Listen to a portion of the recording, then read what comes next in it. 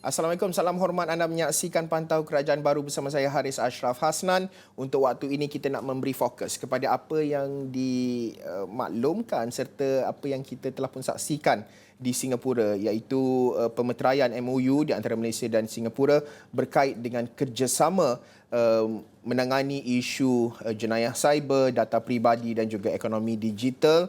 Dan penting untuk kita memahami perkara ini, di mana antara perkara yang disebutkan adalah berkait dengan isu meja bulat di antara kedua-dua buah negara dalam mencari solusi terbaik, di mana Kementerian Komunikasi dan Digital KKD mengenal pasti beberapa agensi yang akan diberikan keutamaan untuk menganjurkan persidangan meja bulat sekuriti cyber Malaysia Singapura yang akan diadakan setiap tahun dalam usaha mempertingkatkan keselamatan cyber, di mana Menteri Komunikasi dan Digital Fahmi Fadzil berkata ini adalah satu langkah positif dan diharap akan bermula pada tahun ini. Saya insya-Allah pada 8 dan 9 Februari ini akan ke apa yang disebut sebagai ASEAN Digital Ministers Meeting, ADG MIN di Filipina, untuk bertemu dengan my regional counterparts, ya, menteri-menteri komunikasi dari negara-negara ASEAN dan beberapa rakan yang lain, dan itu bagi saya adalah satu langkah seterusnya dalam hubungan di rantau ASEAN, tapi khusus antara Malaysia dan Singapura itu akan insya-Allah kita harap bermula tahun ini dan akan diadakan setiap tahun. Beliau berkata demikian kepada media selepas majlis menandatangani memorandum persefahaman MOU dalam bidang pelindungan data peribadi, keselamatan cyber dan ekonomi digital di The Istana Singapura pada Isnin. Fahmi berkata antara hubungan yang akan dipertingkatkan dalam bidang keselamatan cyber termasuk pertukaran maklumat tentang analisa, pengalaman dan panduan yang boleh disebutkan sebagai hasil daripada serangan cyber dan insiden-insiden melibatkan keselamatan cyber. Selain itu, KKD juga akan bersama-sama meningkatkan, mempromosi serta menyokong usaha untuk meningkatkan e-dagang serta ekonomi digital secara keseluruhan. Ia tidak hanya terlibat kepada tanda tangan elektronik, pengesahan, rekod boleh pindah elektronik dan rangka kerja invoice elektronik. Fahmi berkata Malaysia dan Singapura akan bersama-sama menyediakan mekanisme aliran data rentas sempadan ASEAN di bawah rangka kerja tadbir urus data digital ASEAN serta bertukar maklumat mengenai isu-isu yang penting. Dan sudah tentu kita nak memperincikan perkara ini berkenaan dengan berkait kerjasama rentas sempadan untuk menangani jenayah cyber. Aaron Ikram Mohtar bersama dengan saya, pengasas Digital Ehsan dan pakar keselamatan cyber. Aaron, terima kasih sudi bersama dengan Astro Awani. Kalau kita lihat berkenaan dengan isu keselamatan rentas sempadan ini, kini ianya bukan sahaja kalau sebelum ini orang cakap isu tradisional, apa yang berkait di laut, udara maupun darat. Tapi kini dia dah meluas merangkumi aspek digital, cybercrime dan sebagainya. Mengapa penting ada kerjasama antara pelbagai negara dalam kita menangani jenayah cyber dan juga digital ini, Aaron? Okay, Assalamualaikum warahmatullahi wabarakatuh. Jadi antara keindahan internet ni ialah kepantasan dia, kan? Sebab kita guna internet sebab dia laju. Kita nak maklumat, tekan butang, kita dapat maklumat tu. Tetapi dia double edged sword. Kekuatan terhebat internet iaitu kelajuannya juga merupakan antara kelemahan atau ancaman utama. Kerana apabila kesilapan berlaku, ia berlaku secara instantaneous atau serta-merta. Apabila transfer keuangan, gambar dicuri, data dicuri, video lucah dan sebagainya, ancaman kepada anak-anak kita, ia berlaku dengan serta-merta. Jadi apa-apa yang boleh melajukan proses penyiasatan, melajukan proses perkongsian maklumat sangat bermanfaat. Aaron, kalau kita perincikan ataupun melihat secara keseluruhannya dalam konteks isu yang kita bincangkan ini, isu jenayah rentas sempadan ataupun jenayah cyber rentas negara ini, apa yang boleh kita gambarkan, apa yang boleh kita bayangkan? Kerana kalau kita telitikan laporan sama ada dari Jabatan Siasatan Jenayah Komersial, sama ada dari MCMC, kita nampak isu seperti macam judi haram sebagai contoh.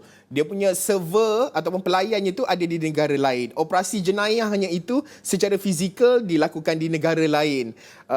Macam mana kita boleh memahami kerjasama di antara dalam contoh Malaysia Singapura ini dalam menangani isu-isu berkait dengan jenayah cyber ini? Okey, apabila suatu jenayah berlaku dengan internet ni, tak semestinya ia berpunca daripada negara yang sama. Jadi seperti yang saudara sebutkan tadi, mungkin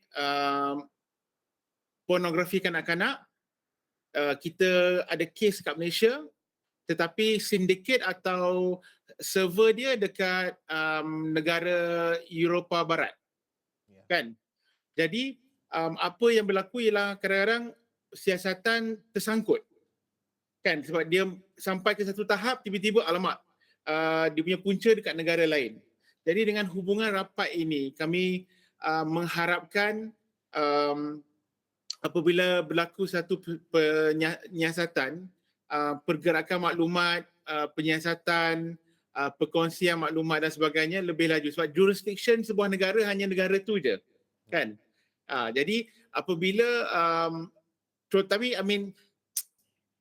contohnya Malaysia ni ada juga hubungan juga, kan? Contohnya dengan Interpol. Interpol adalah contoh terbaik jenis polis antarabangsa. Dia membantu polis sebuah negara berkomunikasi dengan polis lain di negara yang lain, kan? Jadi dengan MOU ini, kami mengharapkan proses tu lagi cepat, lagi pantas, dan infrastruktur cara berhubung, cara berkomunikasi antara satu institut atau organisasi dengan organisasi yang lain lebih pantas. Aaron, penting juga untuk kita melihat berkenaan dengan dari segi bentuk kerjasama yang boleh diwujudkan. Sebelum kita nak memperincikan ataupun melihat kepada details MOU tersebut, apa bentuk kerjasama yang boleh diwujudkan antara negara dalam menangani isu keselamatan cyber ini? Mungkin kerjasama antara pihak-pihak berkepentingan dan juga pihak berkuasa. Kalau kita telitikan, kalau kita mengambil contoh pihak berkuasa di Malaysia seperti PDRM, MCMC dan sebagainya. Pandangan Aaron? Sebenarnya komunikasi atau persefahaman tu sudah lama wujud daripada aspek yang kecil. Jadi contoh kita ada MyCERT, Malaysian Cyber Emergency Response Team, ialah sebuah unit di Cyber Security Malaysia. Dan sudah bertahun-tahun mereka mengadakan kerjasama dengan CERT lain atau Cyber Emergency Response Team daripada negara-negara yang lain. Jadi secara tidak rasmi sudah lama wujud hubungan rapat di antara organisasi-organisasi atau CERT negara-negara. Tapi kami mengharapkan dengan MOU ini, dia macam inilah contohnya. Kalau satu kes berlaku di Malaysia, dapat tahu katakan dia punya server dekat Singapura, polis PDRM tak perlu nak minta izin atau nak cari siapa, nak hubung dengan siapa untuk dapat maklumat berkenaan, sebab dengan MOU ini infrastruktur is in place, kan? Jadi kalau berlaku apa-apa kes melibatkan server atau maklumat yang di Singapura, PDRM tahu siapa yang perlu dia hubungi. Jadi apabila pihak berkuasa dapat maklumat dengan lebih pantas, lebih cekap, penyiasatan itu akan lebih senang dan mereka yang membuat penyiasatan itu bergerak dengan lebih laju. Jadi kami mengharapkan dengan kerjasama ini, organisasi atau jabatan-jabatan tertentu lebih berinteraksi antara satu sama lain. Jadi contohnya kalau setiap bulan mungkin ada perkongsian maklumat, okey ini kes di Malaysia, macam mana di Singapura. Oh ini keutamaan kami adalah kes cyber yang macam ni. Jadi adakah itu isu di negara Singapura. Jadi interaksi dan komunikasi yang dua hal ini akan membantu dengan sangat ketara. Aaron, sebagai pemain industri, individu yang dekat dengan isu-isu berkait dengan teknologi dan juga security cyber ini, bagaimana penerimaan, mungkin realitinya, pertama adalah realiti, kedua dari segi penerimaan. oleh pemain-pemain industri apabila kita bercakap berkenaan dengan kerjasama oleh pihak berkuasa antara negara, sebagai contoh dalam mengekang isu jenayah, scam, melibatkan malware dan sebagainya yang berkait isu jenayah cyber ini antara negara. Sebagai pemain industri, bagaimana realiti pada ketika ini serta respon melihat kepada kerjasama ini? Saya mengharapkan MOU ini membuka lebih ruang kepada agensi, individu, organisasi berkongsi maklumat, sebab knowledge is power, information is power. Jadi dalam alam cyber ni kadang-kadang pergerakan sebuah organisasi terhad dengan maklumat yang dia miliki. Jadi it's very hard because kadang-kadang orang suka simpan maklumat tu dekat diri dia je kan.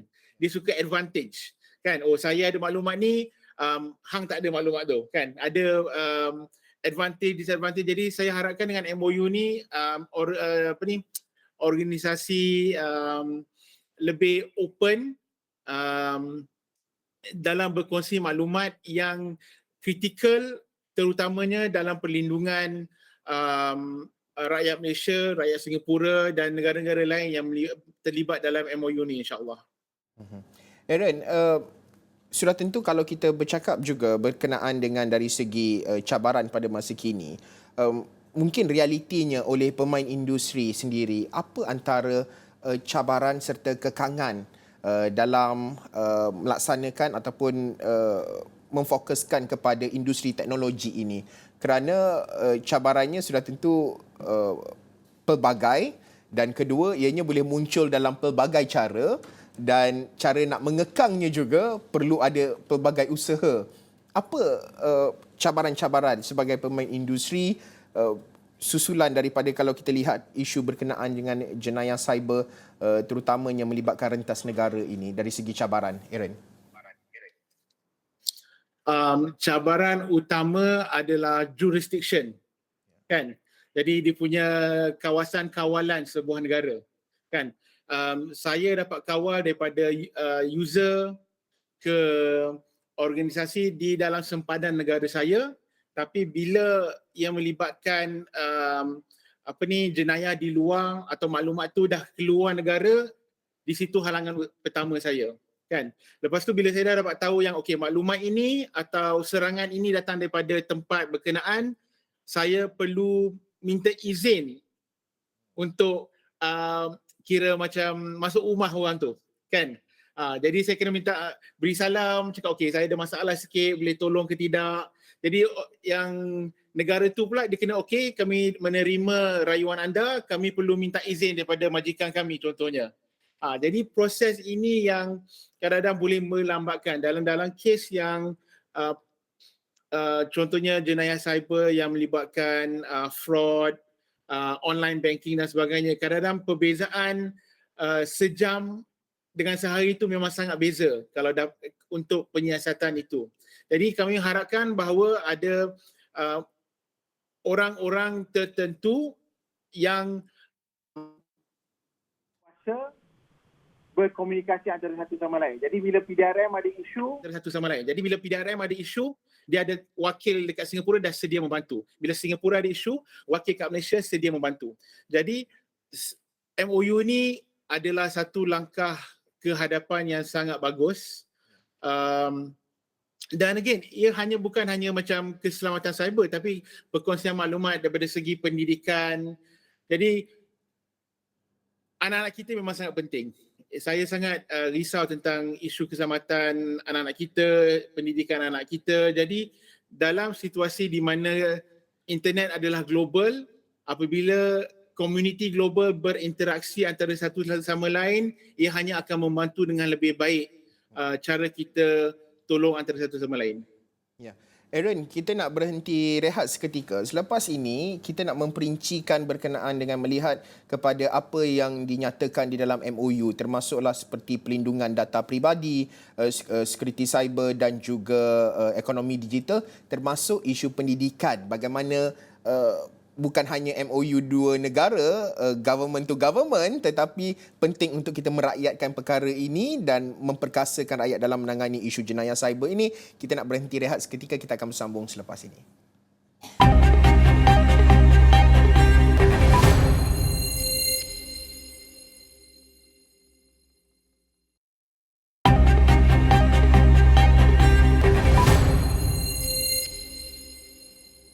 Bertemu kembali dalam Pantau Kerajaan Baru, kami membincangkan melihat kepada pasca lawatan rasmi Perdana Menteri Datuk Seri Anwar Ibrahim ke Singapura. Antara MOU yang ditandatangani adalah berkait dengan isu kerjasama dua negara melibatkan jenayah cyber, data peribadi dan juga ekonomi digital. Masih lagi bersama dengan saya menerusi Google Meet ketika ini Aaron Ikram Mohtar, pengasas Digital Ehsan dan pakar keselamatan cyber. Aaron, antara ada selain ataupun tiga area ataupun fokus kepada MOU ini, salah satunya adalah pelindungan data peribadi. Pandangan Aaron melihat kepada kepentingannya dalam memperkasakan usaha pelindungan data peribadi ini, kerana sebelum ini kita dengar ada beberapa laporan dari segi pencerobohan data, penjualan data peribadi dan sebagainya. Pandangan Aaron melihat kepada perkara ini. Okay, big data adalah isu yang sangat penting sebab syarikat-syarikat seperti syarikat penerbangan, syarikat penghantaran dan sebagainya, semakin banyak maklumat peribadi pengguna disimpan oleh syarikat-syarikat berkenaan, dan penjenayah cyber mensasarkan syarikat-syarikat ini kerana dengan hanya satu insiden penggodaman, mereka dapat beratus ribu atau berjuta maklumat peribadi pengguna. Jadi antara contoh kami tengok ada kes yang Malindo Air yang berlaku beberapa tahun yang lepas, di mana maklumat pengguna digodam dan dicuri. Jadi dengan kerjasama ni, kami mengharapkan agensi sebuah negara dapat kesan dengan pantas daripada mana ancaman itu datang, dan jika ancaman itu datang daripada sebuah negara yang di bawah MOU ini, tindakan pantas boleh diambil untuk memastikan maklumat itu selamat. Jadi contohnya kalau Aaron punya maklumat dicuri di Malaysia, PDRM boleh berkongsi database atau maklumat Aaron kepada dia punya counterpart atau partner dia dekat Singapura. Jadi bila Singapura dapat maklumat yang ada melibatkan nama saya atau maklumat saya, dia dah ada, oh ini adalah kes yang PDRM telah melaporkan kepada kita. Jadi kami boleh hubungi dengan PDRM kerjasama, sebab kadang-kadang kes yang berasingan rupa-rupanya daripada punca yang sama. Jadi ini adalah antara kebaikan MOU. Ya. Ikram, Aaron, salah satu adalah dari segi ekonomi digital, kerana kita tidak boleh asingkan ekonomi digital dan juga isu melibatkan jenayah cyber ini, kerana ianya berada dalam satu ekosistem yang cukup besar. Ianya saling berkait rapat. Ekonomi digital ini antaranya kalau kita sebut platform-platform jualan e-dagang sebagai contoh. Kalau saya sebagai SME, saya ada media sosial, saya menjual produk-produk di media sosial, dan pada masa sama saya menggunakan platform e-dagang untuk menghantar dan juga menjual produk saya. Dan akhirnya seperti yang disebutkan tadi, melibatkan data dari segi transaksi keuangan dan sebagainya. Bagaimana penting untuk ekosistem ekonomi digital ini diperkasakan dalam memastikan bahawa isu-isu seperti kecurian data dan juga penipuan dari segi transaksi, penjualan dan sebagainya ini dapat ditangani. Sejauh mana ekosistem ekonomi digital di Malaysia pada ketika ini dalam kita menangkis isu-isu melibatkan keselamatan cyber ini, Aaron? Saya rasa antara isu utama ialah ekosistem digital ekonomi negara kita masih boleh dikira muda, kan? Kalau kita tengok ia bergerak atau maju dengan pesat semasa COVID. Jadi bermula tahun 2020 baru kita nampak pergerakan laju dan pesat berkenaan dengan e-dagang. Lebih banyak orang beli daripada Shopee, lebih banyak orang beli daripada Grab dan sebagainya.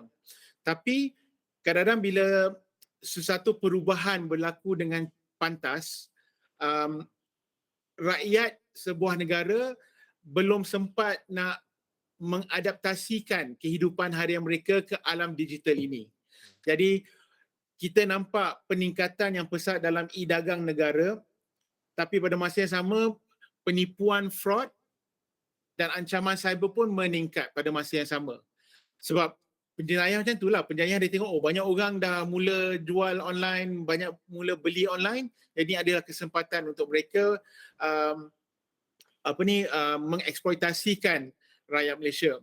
Jadi di sini kami mengharapkan bila sebuah syarikat atau infrastruktur e-dagang diperkenalkan atau digunakan, mereka melaksanakan user privacy yang penting. Ini yang penting. User privacy sangat penting.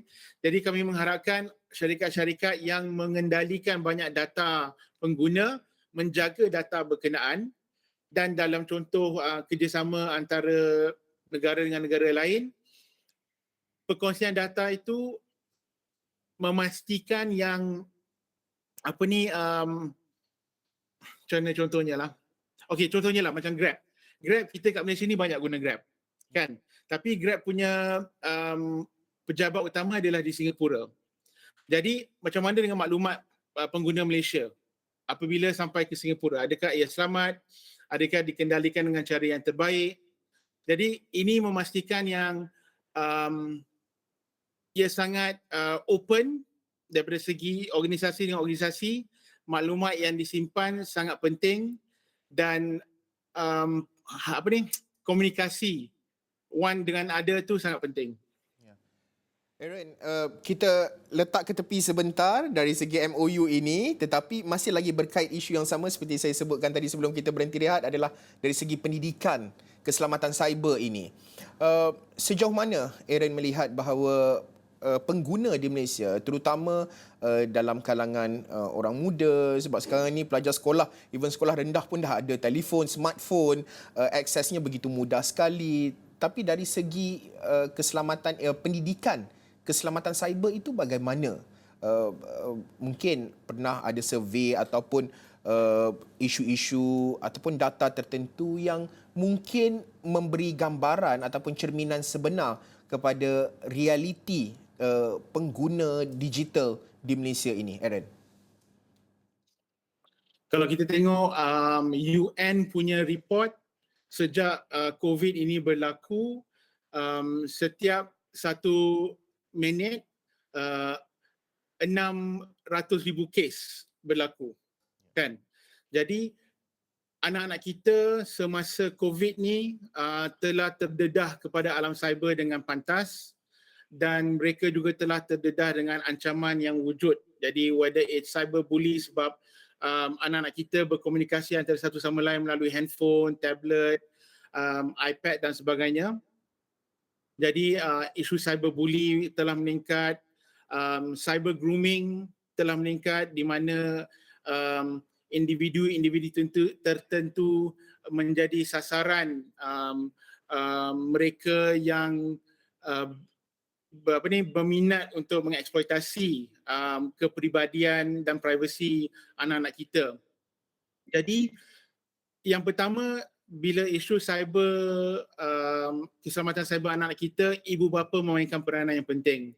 Itu yang pertama, sebab ibu bapa adalah benteng pertahanan yang pertama. Yang keduanya, kita tak boleh memperkenalkan sebuah teknologi sebelum mendidik pengguna itu. Jadi kalau kita nak introduce, okay, semua kena guna tablet. Tapi sebelum kita introduce tablet tu kepada anak kita, kita perlu menjelaskan kepada anak kita, okey, apa yang tablet ni boleh buat, apa yang tak boleh buat, apa ancaman yang wujud apabila anda menggunakan tablet berkenaan. Jadi it's a very ongoing issue. How do we protect our children sangat-sangat penting. Jadi alhamdulillah Menteri Pendidikan mengambil beberapa langkah untuk memastikan yang mereka yang mendapat akses kepada tablet, iPhone dan sebagainya memiliki keselamatan yang yang minimum katakan, yang minimal, sebab at the end of the day ibu bapa yang memainkan peranan yang penting. Aaron, sudah tentu kita nak melihat juga dari segi approach, apa yang boleh dilakukan dalam meningkatkan pendidikan isu keselamatan cyber ini. Mungkin di peringkat selain daripada sudah tentu ibu bapa itu berperanan penting seperti Aaron sebutkan, tetapi masyarakat secara umumnya, kanak-kanak yang menghabiskan masa yang lama sama ada di pusat jagaan, sama ada di sekolah dan sebagainya, perlu ada approach tertentu. Pandangan Aaron, apa yang boleh dilakukan dalam meningkatkan lagi pendidikan terhadap keselamatan cyber ini? Sebutkan tadi, yang pertama ialah ibu bapa. That's the first line of defense lah. Kemudian pihak sekolah boleh mengambil tindakan dengan pihak PIBG, kelab komputer sekolah contohnya, untuk memastikan mereka menjalankan aktiviti pendidikan cyber. Jadi contohnya Cyber Security Malaysia menjalankan program Cyber Safe. MCMC menjalankan projek Klik dengan Bijak. Jadi mereka membawa program-program ini ke sekolah untuk mendidik cikgu dan anak-anak mereka. Selepas itu kita ada pihak PDRM yang boleh membantu mendidik community. Jadi contohnya kalau kita ada kawasan perumahan dengan internet access, speaker daripada PDRM sebagai community outreach dia mendedahkan pengguna berkenaan dengan isu-isu ini.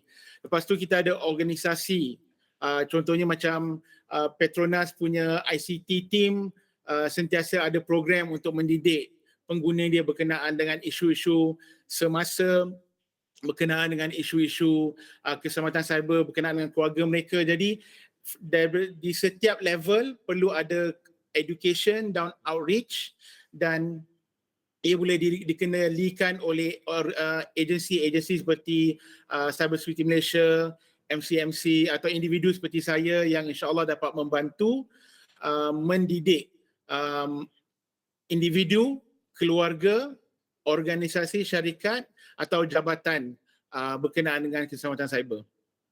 Baik, terima kasih Aaron Ikram Mohtar, pengasas Digital Ehsan dan pakar keselamatan cyber, berkongsi pandangan cetusan idea melihat kepada pertamanya MOU antara Malaysia Singapura berkait dengan kerjasama melibatkan isu digital ekonomi, keselamatan cyber dan juga pelindungan data peribadi, dan sudah tentu pendidikan melibatkan keselamatan cyber. Terima kasih sekali lagi Aaron Ikram Mohtar berkongsi pandangan beliau, dan sekian sahaja Pantau Kerajaan Baru untuk waktu ini. Pelbagai lagi isu-isu akan kami bawakan menerusi slot ini. Sekian sahaja, saya Haris Ashraf Hasnan. Assalamualaikum, salam hormat.